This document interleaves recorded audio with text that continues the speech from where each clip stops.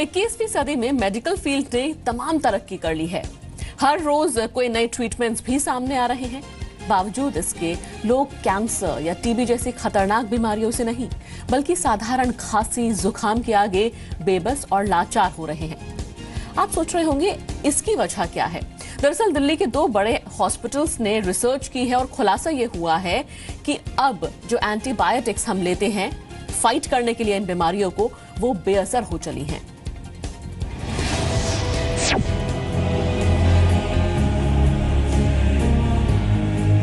किसी को 1 महीने से बुखार है, लेकिन ठीक होने का नाम नहीं ले रहा।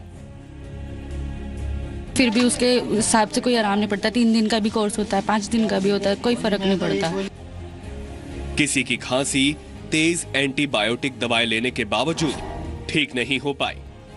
खांसी है तो उसके लिए डॉक्टर्स ने रिकमेंड किया हुआ है एंटीबायोटिक, बट मैं यूज कर रही हूँ तो मुझे कोई रिलीफ नहीं मिल रहा है उससे। तो कोई बिना जाने ही दवाएं खाए चला जा रहा है।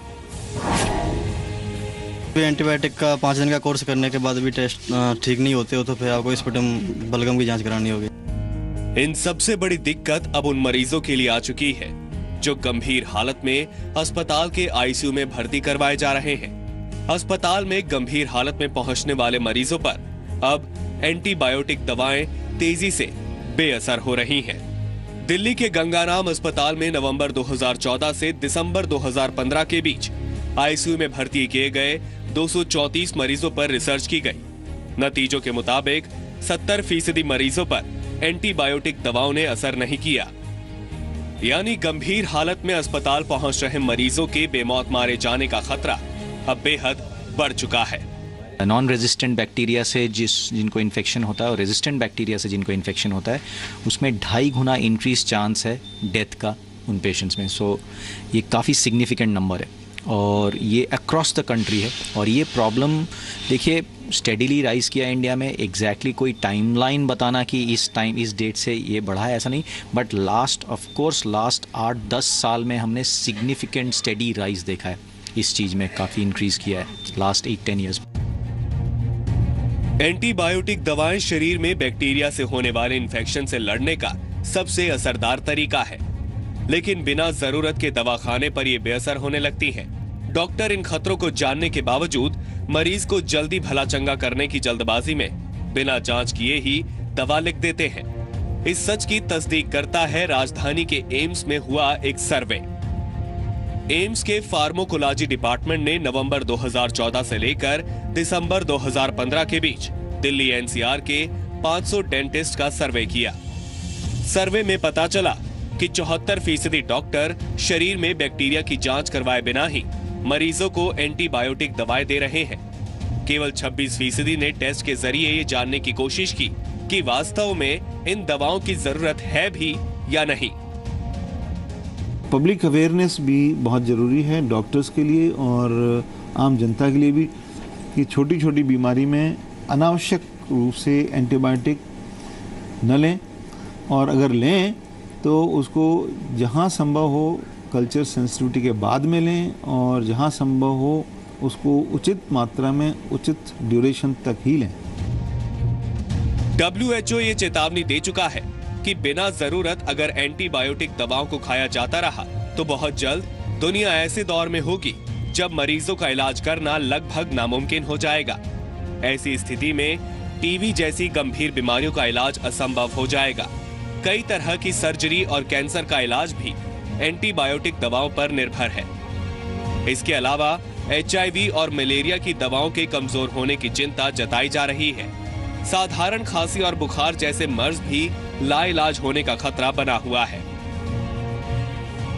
टीबी के लिए हमारे पास फर्स्ट प्राइमरी ट्रीटमेंट सिर्फ 4 ड्रग्स हैं। उसके बाद हम 6-7 ड्रग्स जो हैं बाकी ड्रग्स ऐड कर देते हैं। तो बेसिकली अगर देखा जाए तो इसके लिए एक भंडार नहीं है दवाइयों का। तो जो प्राइमरी ड्रग्स हैं जिनको की रेजिस्टेंस डेवलप हो रही है, ये एक काफ़ी गंभीर सिचुएशन हो सकती है अगर हम इस पर ध्यान ना दें कि किस तरीके से कंट्रोल करना है, कौन से कॉन्टैक्ट्स हैं, अगर ड्रग रेजिस्टेंट कॉन्टैक्ट्स हैं उनको हमने कैसे हैंडल करना है, इनका हमने ट्रीटमेंट किस तरीके से करनी है, कौन से ड्रग्स देने हैं।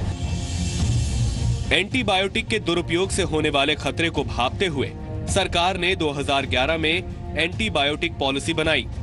कुछ दवाओं को बिना डॉक्टर की पर्ची के बांटने पर रोक लगाई गई है। हर केमिस्ट के लिए एंटीबायोटिक दवाओं का रिकॉर्ड रखना जरूरी किया गया, लेकिन इन कोशिशों के बावजूद एंटीबायोटिक दवाओं का इस्तेमाल बढ़ रहा है। इंडिया में तो बढ़ रहा है। अभी फॉरेन में कोई मेरा फ्रेंड गया था, उसकी बेटी को कोई थोड़ा सा बुखार हुआ या कोई कोल्ड हुआ तो डॉक्टर ने कोई उसको दवाई नहीं दी, एक सिंपल सा सिरप दे दिया कि नहीं एंटीबायोटिक मैंने नहीं देना। हमारे इंडिया में वैसे ये जिसके पास भी जाओ सबसे पहले एंटीबायोटिक लिखता है। ज़्यादा प्रिस्क्राइब तो हो ही रही है। एक जीपी जनरल फिजिशियन भी और एक सुपर स्पेशलिस्ट सब लिखते हैं।